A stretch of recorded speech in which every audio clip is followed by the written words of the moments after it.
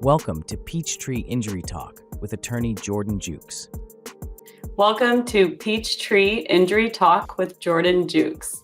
Jordan strives to give injured victims a voice and provide strong advocacy against an often broken system. I'm your host, Katie Roberts, and today's episode is The Hidden Costs of Personal Injury, How Medical Bills, Lost Wages, and Emotional Strain Add Up. Thank you, Jordan, for joining us today. Yeah, thanks for having me, Katie. Glad to be here. Okay, so burning question. How do medical expenses, both immediate and long-term, impact overall financial burden of someone who is recovering from an injury? Good question, and a great place to start.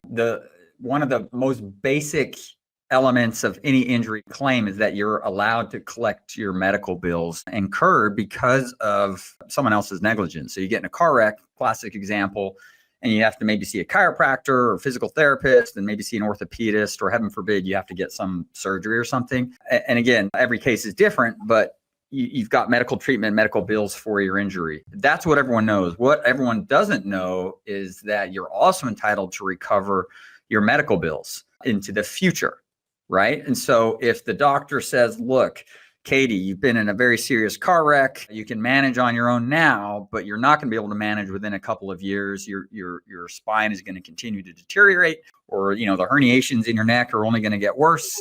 The symptoms are going to start to get worse, and it's going to affect your sleep. And eventually, more likely than not, you're going to have some additional injections and, heaven forbid, surgery. So it's one thing to settle a case just for your past medical bills, but the law actually allows you to recover not just for your past, but also your future medical bills. And so the best thing to do is get a doctor to give an estimate of what those future medical bills are going to look like, so that you can, when the treatment comes around, you can actually say, hey, look, I've got some money tucked away from my settlement for that care. That's so interesting. I had no idea that the current state of the injury could be kind of positioned in a way that you can have that financial support in the future based on how these injuries progress over time. I'm curious, you mentioned chiropractor, orthopedic. Does going to an orthopedic rather than a chiropractor hold more validity in a claim? I mean, it depends on what you mean by validity. In general, sure. I think if I understand what you're saying, chiropractors can do like physical manipulation of your body, but chiropractors cannot write prescriptions and they can't perform surgeries. And so, depending on the extent of the injury, if someone just has a chiropractic only injury, a strain or something, and they're okay, then that's all you need.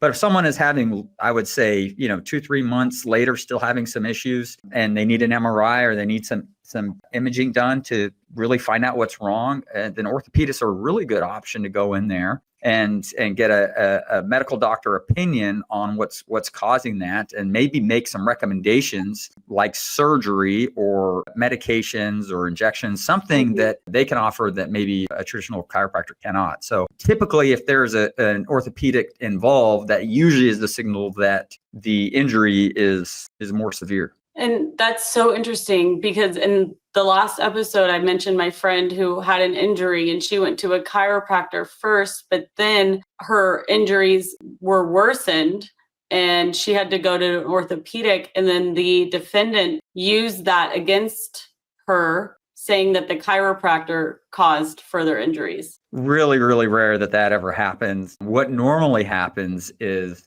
someone doesn't appreciate the extent of their injuries at the beginning stages of the injury. In other words, they say, we all tend to downplay an injury. Oh, yeah. That's kind of why these are sometimes called hidden, costs of this, because no one wants to give up part of their daily life, for an injury claim. And so people will tend to say, hey, look, this isn't a big deal. I'm okay.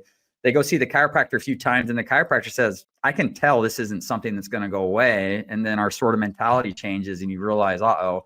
And then you go in and you say, my chiropractor treated me 3 or 4 times and it's not getting better. In fact, I think it's actually worse. That's not saying the chiropractor made it worse. It's just saying this is worse or more severe than I thought it was initially. And that's exactly why you want to see an orthopedist. But your underlying point is that the insurance companies defend these claims and find any reason whatsoever to try and deny them, even blaming a previous medical provider or chiropractor.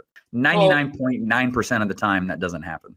Well, thanks for clearing that up. And I'm grateful. I'm sure many other people are grateful for people like you who are able to call out like the BS that insurance claims try to stack against you. Well, I appreciate that, Katie. Our main goal here is to help people. And if you think that the insurance company is there to help you, good luck. The insurance company's main goal in every single case is to pay as little as possible for your claim. And there's a lot of reasons for that probably aren't within the topic that we're trying to go over today. But they make money on your claim when they set aside money to pay you, and they don't pay you all that. And then that money's invested at the same time in stocks and in market. They're earning interest while they're sitting here telling you they're not going to pay your claim. The money that they've set aside is earning interest. I mean, it's kind of a racket. Yeah, we'll get back on topic with this question. So many people may not realize that emotional strain and mental health challenges can affect a personal injury claim.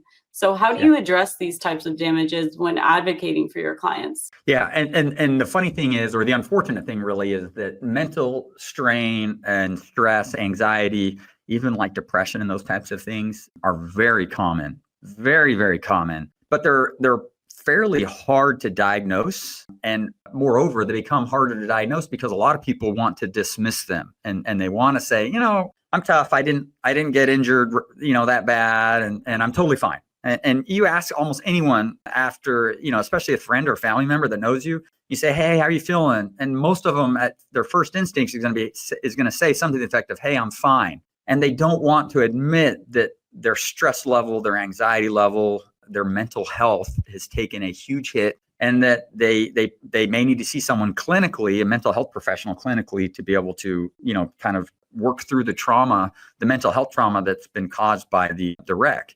So that's a really, really important thing that people get addressed that's vastly, vastly under-addressed. What is the impact of these ongoing medical treatments for surgeries or even mental health support on a personal injury case? And then how do you factor those future costs into the settlement or court judgment? Yeah, really good question. So a lot of people, well, let me say this. The most important thing to accomplish in any injury claim is to get better, right? And so, I can go and get a settlement on almost any case, tomorrow if I needed to. If you said, hey, Jordan, go settle my case tomorrow, that's a phone call to the insurance company and taking a lowball offer, right? But the number one goal we have is for our clients to get better. And then if I make a settlement for you, whatever that value is on the money isn't going to make you better. You have to work with your own doctors and mental health professionals to get better. So, Katie, I would say that's the most important thing. But in general, if you're documenting real mental health problems, if you're documenting future medical care that's reasonably necessary, then that increases the value of your claim. Now, obviously, you only need those if to get them if they're medically necessary. But don't leave them out just because, you don't want to document it or something. I mean, that's a legitimate part of what you can recover in a car wreck or injury claim. Absolutely. Oh my gosh. What advice do you have for someone who is struggling to manage both the financial and emotional fallout of a serious injury? How do you help ensure that they're not left with long-term financial strain after the case is settled? Yeah, I mean, it's a really good question. And it's something we take very seriously here, and something we try and do on every single case is to make sure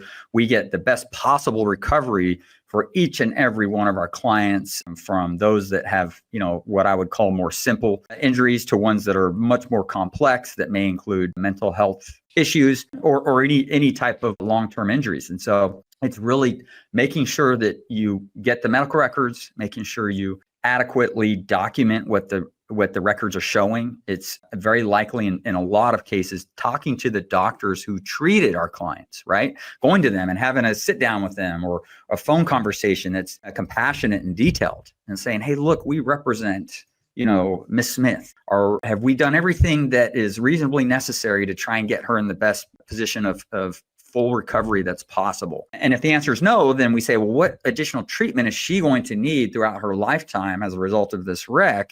And can you give us an idea of what that might look like? And so it's just seeing the end from the beginning, right? And then saying, well, what do we need to do to be able to fill in the gaps and make sure that we document and provide sufficient evidence for the insurance company to really fully evaluate in a fair manner the extent of the injuries and the extent of the claim. Wow. It sounds very intricate, a lot of moving pieces, but super informative. Thank you. And I have one other question, and it does unfortunately relate to insurance companies. Do you see that they often try to fairly compensate for things like emotional distress or lost wages, or do you find that more often they're downplaying them? Yeah, I mean, the easy answer is they almost always downplay them. And occasionally you run into an adjuster, who's been through the same injury as our client, or they have a family member who has some, and this adjuster has some real compassion. But more often than not, you've got to take, the lost wages, the future medical bills, the mental health aspect of it, your loss of ability to, your loss of future earning capacity, right? And this quick example of that is, hey, I've lost the ability to use an arm or a hand, or my right arm is now, because of its injuries, I can't use it as well as I could before. Well, that's going to exclude you from very likely earning the same amount of money, earning the same wage that you did prior to the wreck. And so you factor in all these different things and say, look, here's these hidden costs, or here are these hidden expenses or hidden consequences of this wreck, not just the past medical bills and the past pain and suffering, but all these other things that the insurance companies certainly won't tell you about. And so, yeah, we do all that, which is exactly what the law encourages and kind of mandates us to do. And that's usually what you have to do to get close to a fair settlement on these claims, because certainly the insurance company 99.9% of the time is going to try and minimize that, because that's how they make their money. Wow. Well, again, I'll repeat my earlier sentiment that we're lucky to have personal injury attorneys like you who do sincerely care in making sure that your client is set up long-term and fighting the battles necessary to get there. You make me feel good, Katie. Thank you very much. It's the least I can do with all the people you help. So I think that brings us to the end of our show today, Jordan. It's sincerely been such a pleasure speaking with you, and I look forward to your upcoming episodes. And just for everyone watching, thank you for tuning in the Peachtree Injury Talk with attorney Jordan Jewkes. For more information or to connect with Jordan specifically, you can visit jewkesfirm.com. Be sure to like, subscribe, and go ahead and leave a review. We'll see you next time. Thanks for watching. Be sure to hit that like and subscribe button and leave us a review in the comments.